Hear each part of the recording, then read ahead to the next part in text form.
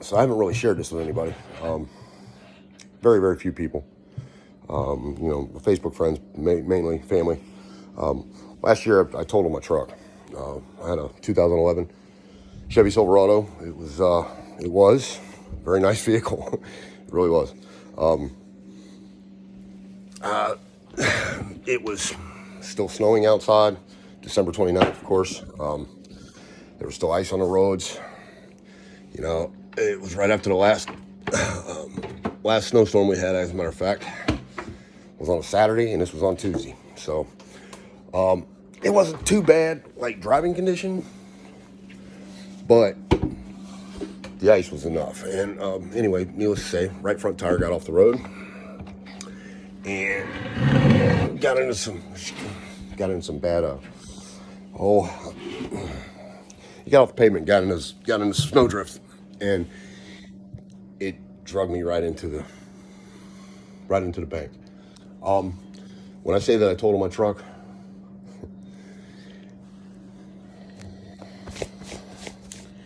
I pretended like I was Brett Favre and I put my truck between a telephone pole and a tree. As many of you know, Chevy Silverado is about 6 feet wide at the wheel. And this particular hole was about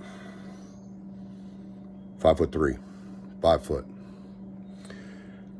I walked away without a scratch. I've got a couple really good angels over my shoulder. I miss them badly. But, so, of course I had full coverage insurance, thank God. And they took care of me. So, with that being said, I'm also a union employee. I was in dire needs of another vehicle. I bought that little 2003 Jeep, and it just, it was not gonna do. It was not gonna do. Let's put it that way. So what I did was, I had an annuity. And I borrowed 50% of my annuity. Went out and bought that beastie. Wouldn't you know it, that's an '08.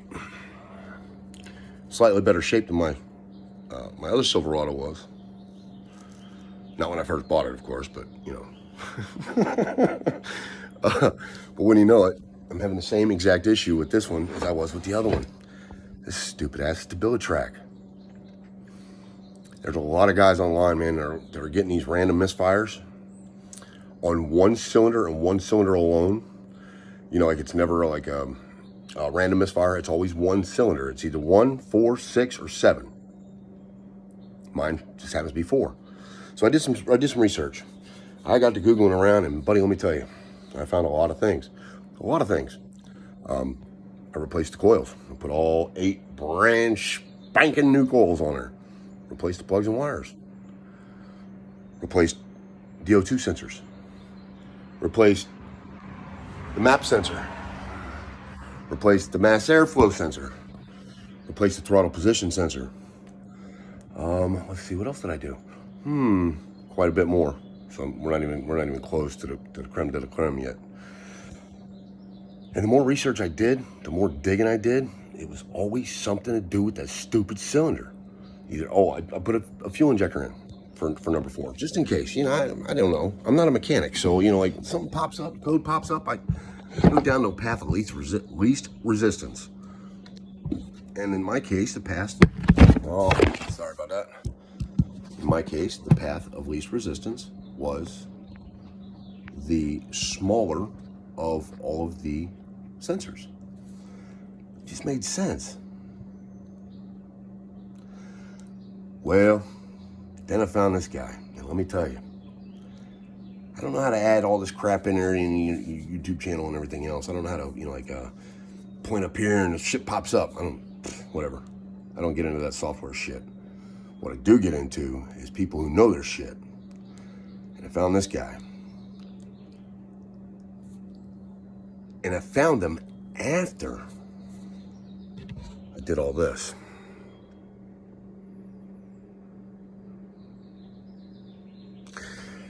So that's what tells me he's bona fide, or he knows what he's talking about, at least with my issue anyway. As soon as I got that valve cover off.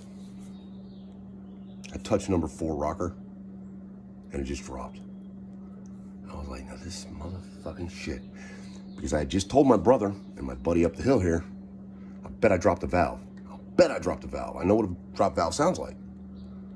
I've heard one before in my life, and it sounded just like that. It had a really light tick when it started, and when you gave it gas, it just went and a stuck valve. Well, watch this guy's video, man. I love y'all.